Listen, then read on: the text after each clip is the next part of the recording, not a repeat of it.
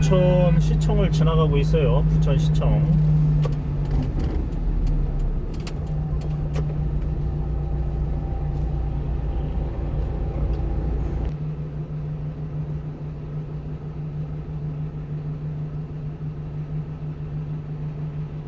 강아지 데리고 산책 나오신 분들도 많구나.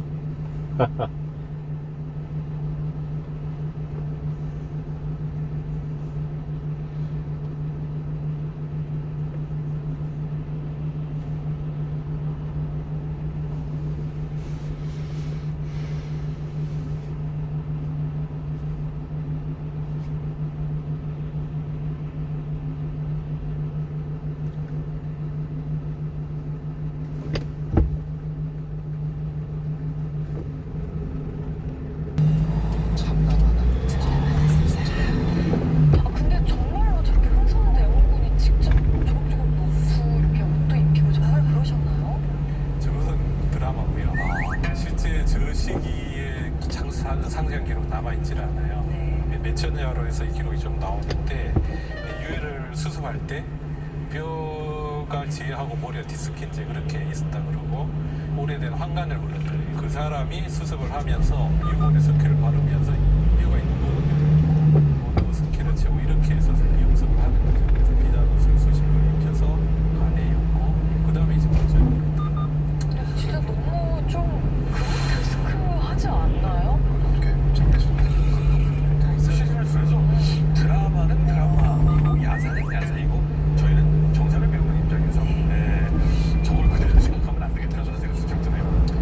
저는 그 명성황후의 유해를 그런 매장에 들어가는 윤석이라고 하는 인물, 이 사람은 나중에 어떻게 되었을까요? 높은 직책이 부여되고 커피 한 잔 마시고 하겠습니다. 커피를 한 잔 맛있게 먹고요. 영등포로 가고 있습니다.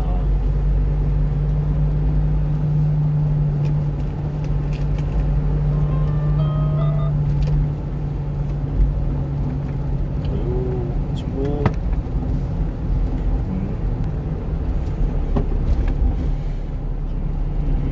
없어요 친구.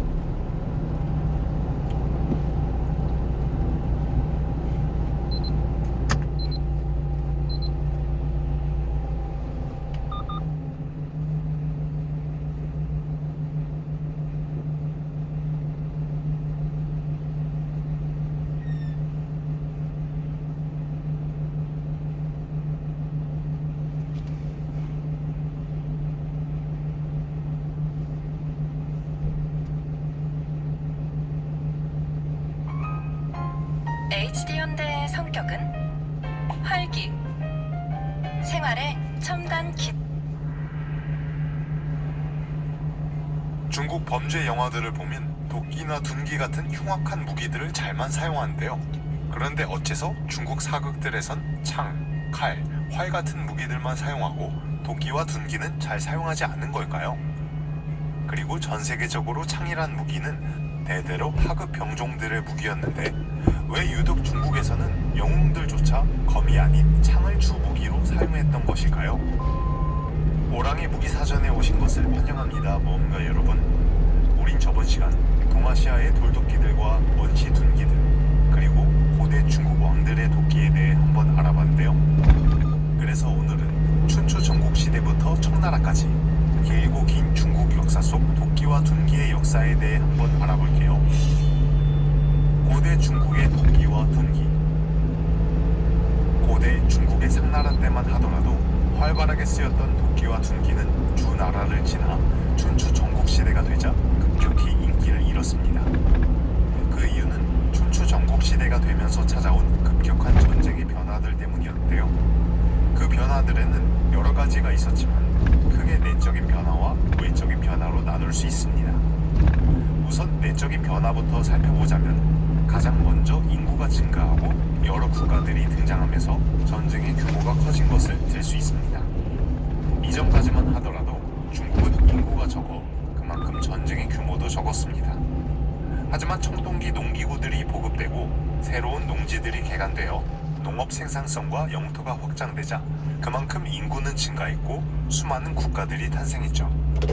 이에 따라 전쟁에 참전하는 병사들의 숫자가 늘었고 국가들 간의 분쟁도 잦아졌는데요.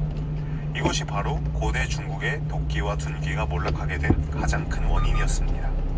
왜냐하면 전쟁이 잦아지자 사람들은 전쟁에서 이길 수 있는 방법인 병법을 연구하기 시작했거든요. 그런데 병법의 기본은 뭡니까? 바로 병사들이 대열을 이루어 싸우는 것, 즉 방진이잖아요. 그래서 춘추 전국시대부터 병사들이 더 이상 단전이 아닌 대열을 맞추어 싸우기 시작했습니다. 그런데 대열을 이루어 싸운다는 것은 뭐다? 창이 거의 필수다. 왜? 창은 길이가 기니까. 반면 도끼나 둔기 같은 무기들은 길이가 짧아 대열을 이루어 싸우기엔 불리했습니다. 그렇다 보니 도끼를 활용한 방지는 거의 전무한 데 반해 창과 방패를 이용한 방지는 아주 다양했죠. 설상가상으로 도끼와 둔기는 창과의 가격 경쟁에서도 밀려났습니다. 아무리 춘추 전국시대에 이미 철기가 보급되기 시작했다고는 하지만 적어도 한나라 때까지는 청동기가 쓰였고 철기 또한 단번에 확 보급된 것이 아니기 때문에 여전히 무기들은 굉장히 비쌌습니다. 그런데 때마침 전쟁의 규모가 커져 무장시켜야 할 병사들의 숫자가 급격히 늘어났으니 그 무기값을 감당하는 것이 승패의 관건이라고 해도 과언이 아니었죠. 그렇다 보니 국가 입장에선 일반 병사들에게까지 비싸디 비싼 검을 지급하기란 무척이나 어려웠고 기껏해야 창이나 도끼 같은 값싼 무기를 주었는데요. 가격 경쟁에서조차 도끼는 창에 밀려나고 말았습니다. 왜냐하면 아까도 말했듯 병법과 집단전에서만큼은 창이 늘 도끼보다 우세였고 집단전이 많아지니 도끼보단 창의 쓰임이 더 컸기 때문이죠. 아니 호랑님, 근데 저번에는 도끼와 둔기가 가난한 군대와 농민들의 가장 좋은 무기였다면서요. 중국 농민병들도 도끼와 둔기를 사용하지 않았나요? 싶으실 텐데요. 네, 맞습니다. 중국의 농민병들 또한 무기가 부족할 땐 자신들이 평소에 쓰던 도끼를 들고 전쟁터에 나갔다고 합니다. 하지만 중국에선 병법 사용이 기본이었고 대열을 이루어 싸우려면 무기의 통일이 무엇보다도 중요했습니다. 특히 창으로요. 그래서 고대부터 중국에서는 농민병들이 도끼를 들고 오면 그들의 도끼를 회수해 도끼 자루를 긴 창 자루로 교체해 할버드 같은 창으로 만들어 썼다고 합니다. 네, 그 정도로 중국군은 도끼보단 창을 선호했던 것이었죠. 하지만 이것 말고도 도끼가 창에게 밀려난 이유가 또 있었는데요. 그것이 바로 도끼와 둔기가 인기를 잃은 외부적 변화였죠. 춘추 전국시대 전쟁의 또 다른 특징이라면 그것은 단연 전차의 등장일 것입니다. 전차는 이미 주나라 때부터 존재해왔던 병기였지만 워낙 비쌌고 개발 초기 단계였기 때문에 큰 활약을 하지 못했었습니다. 그러다 춘추 전국시대가 되자 전차가 차츰 개발 보급되어 전장의 주역으로 자리 잡게 되었죠.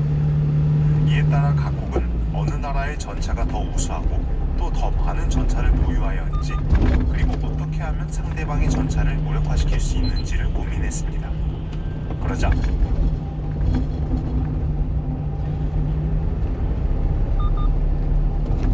부천 IC입니다. 여기가 부천 IC.